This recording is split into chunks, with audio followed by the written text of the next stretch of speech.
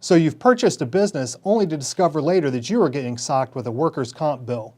Well, the Ohio Bureau of Workers' Compensation this past summer took action to correct that situation. We'll talk about that next on OSCPA Spotlight.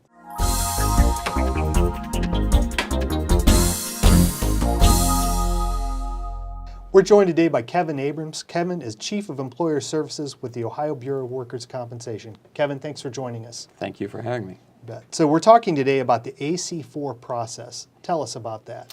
The AC4 is actually a form that was developed over the past several months, and we put it into place on July 1st.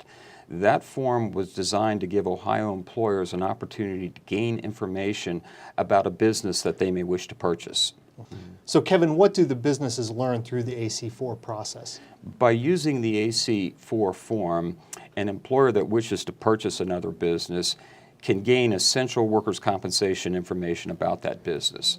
The information includes all essential elements regarding the workers' compensation history. And of course, that would include the employer demographics. It would include the claims history for the past quarter, include information about any pending audit, and importantly, information about the specific experience that employer has, as well as a history of the experience that that employer has created with the Bureau of Workers' Compensation.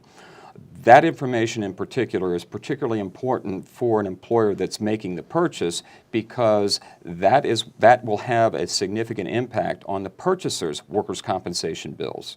Sure. And I mentioned in the intro how there could be scenarios where one business would purchase another and then find out about the bill. How often did that happen? Well, it was something that happened on occasion. I can't say that it happened with great frequency, but I can tell you that virtually every time it did happen, it created significant issues, especially for the purchaser.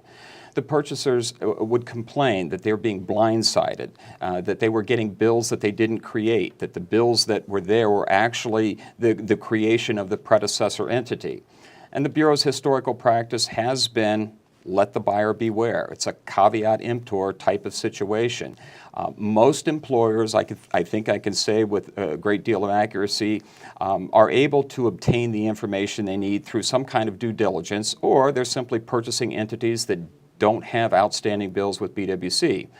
But there are several, and I don't have a number, but you would see this occasion several times a year where we end up with an employer that purchases another business and finds out at the next payroll period or when the next bills are due that there are bills in addition to that which they expected. There could be outstanding liability for penalties against that employer.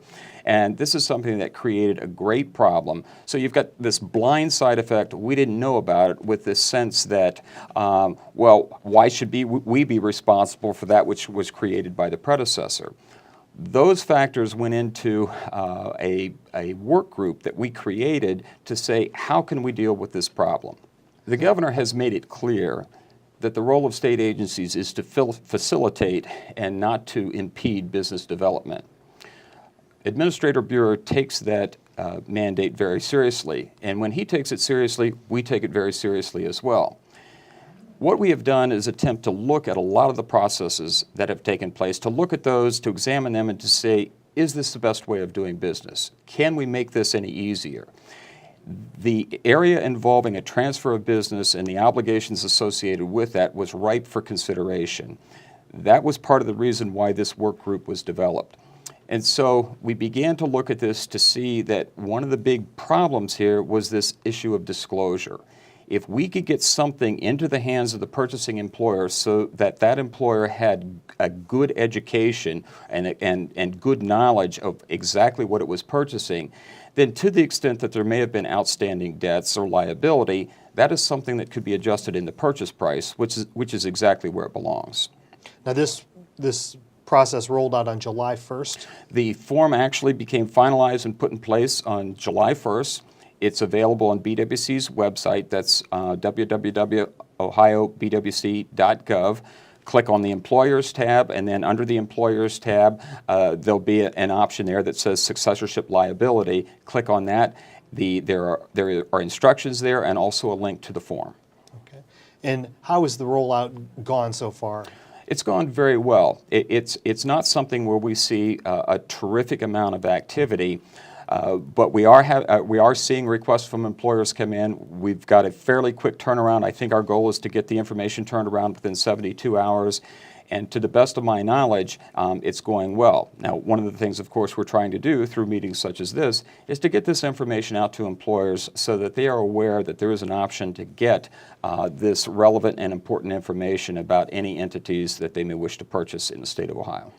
Okay. And again, employers can learn more about that by going to the Bureau's website? Absolutely. All right. Well, Kevin, thank you for joining us. Thank you for having me.